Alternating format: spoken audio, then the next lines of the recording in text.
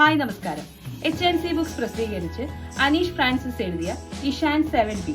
ഇഷാൻ എന്ന 7ാം ക്ലാസ്സുകാരനെ കേന്ദ്ര കഥാപാത്രമാക്കി ചിത്രീകരിച്ച ഒരു നോവൽ. 250 രൂപയാണ് ഈ പുസ്തകത്തിന് വില വരുന്നത്. 8th സ്റ്റാൻഡേർഡ് സ്റ്റുഡൻസിന് മുതൽ അഡൽട്സിന് വരെ വളരെ ആസ്വദിച്ച് വായിക്കാൻ പറ്റിയ ഒരു പുസ്തകം. വളരെ ലളിതമായ ഭാഷ ആയതുകൊണ്ട് തന്നെ തുടക്കക്കാർക്ക് എന്തുകൊണ്ടും തിരഞ്ഞെടുക്കാവുന്ന ഒരു നോവൽ. ഇനി കഥയെക്കുറിച്ചാവാം.